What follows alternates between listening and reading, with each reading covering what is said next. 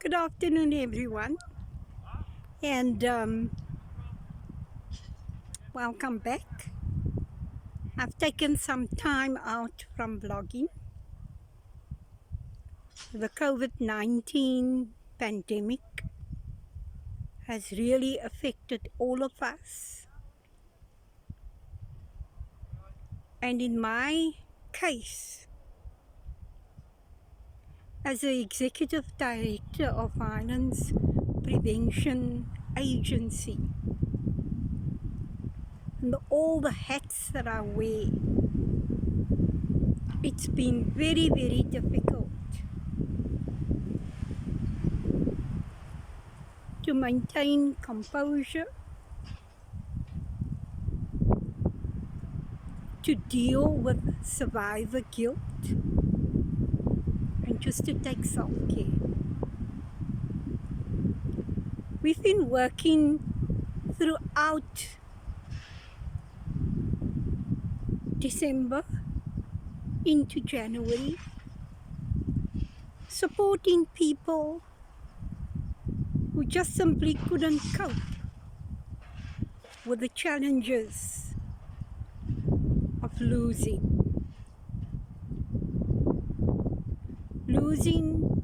a family member, losing an entire family,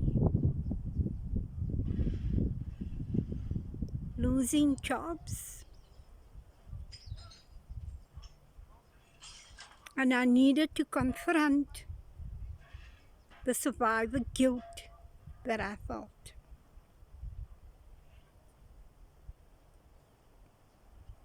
And so it was a time that I needed just to come out and rethink, reflect, so that I can continue the important work that needs to be done. There's a beautiful breeze blowing here in Citrusdal. We've taken a week to be at Pikanierskloof. And really, it doesn't seem like a holiday because everybody's sitting with their laptops and their data and still trying to push in some work.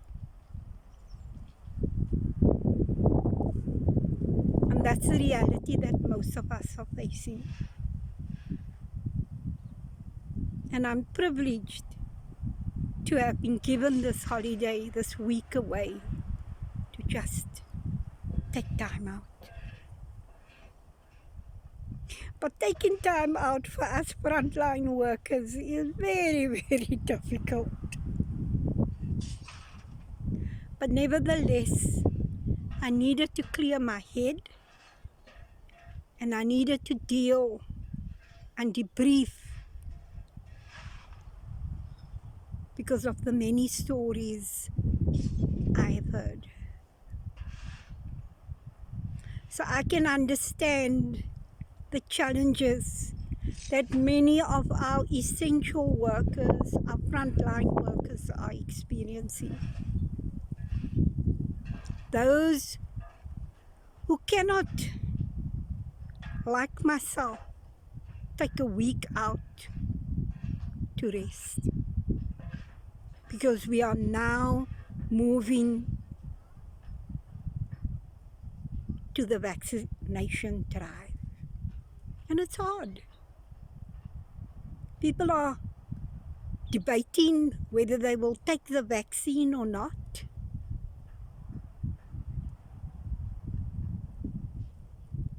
And yes, it's a personal decision, but a necessary one.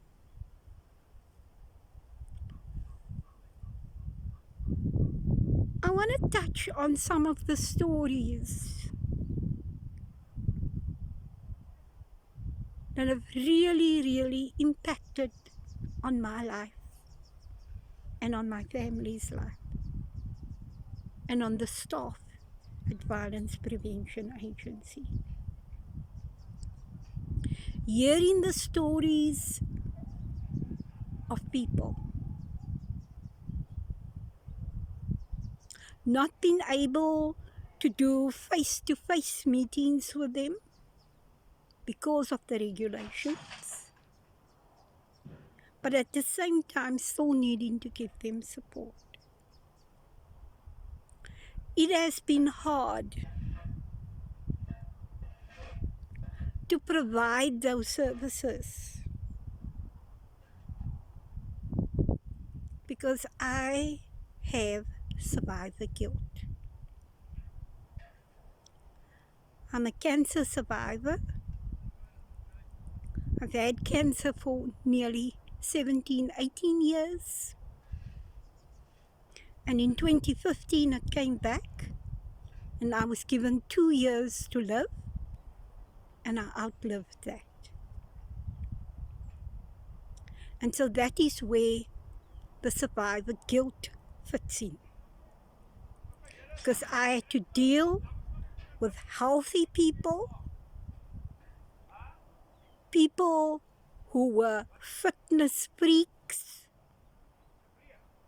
who tested positive for COVID and died.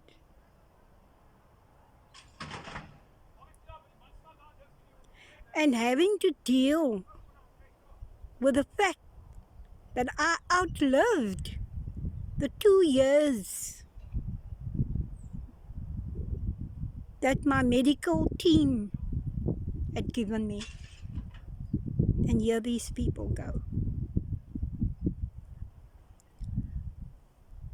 I know that we don't come into this world to live forever. We are born to die. But when it happens, we respond differently. And so this is why I needed the time out. I needed to deal with my own anxiety and stress and hurt and pain. And I want to encourage our frontline workers and our essential workers by saying to them that this has been so helpful for me. I feel more ready to go back and do what is needed. So some of you might be going through the very same scenario, having to deal with survivor guilt, being the one that is left behind, and it's hard. And there's no sell-by date for grieving. We can't rush grieving and mourning.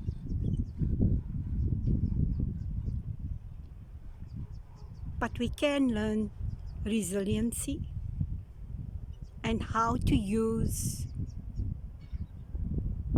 adaptive coping mechanisms instead of maladaptive coping mechanisms. So now let's not pour out our frustrations, our hurt, our pain, our anxiety, and our stress on others.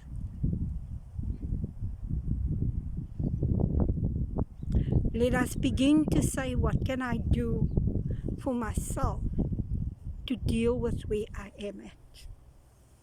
And many have reached out to me. And one of the biggest lessons I've learned,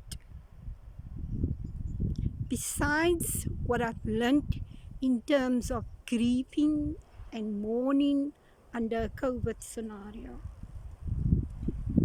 I've also had to deal with people who were affected, who were positive, who were hospitalized, and who recovered.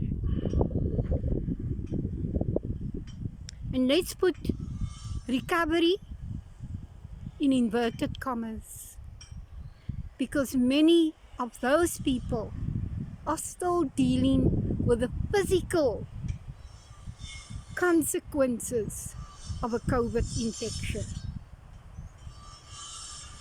Still not being able to deal with some of the symptoms that is taking so long to really eradicate themselves from the body. And of course, with that kind of recovery, when you are sent home with an oxygen tank, comes the psychological impact that people are feeling.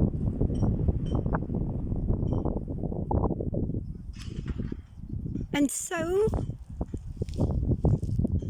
I'm wanting to say to us, to all of us, it's okay. It's okay to cry. It's okay to feel angry and hurt and pained. It's what we do with those feelings, those emotions that matter. Self-care is one of the ways in which we can do that. If we don't build resilience in the face of adversity, we don't cope.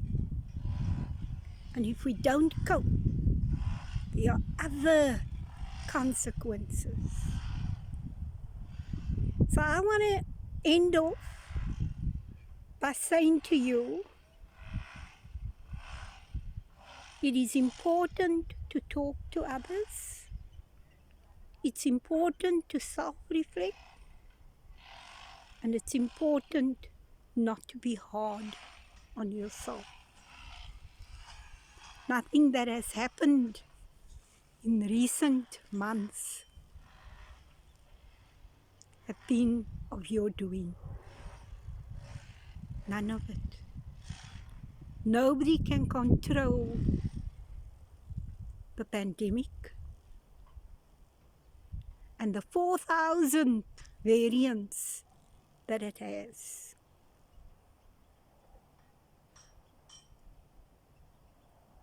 It is what it is. And let us take time out to be kind to ourselves.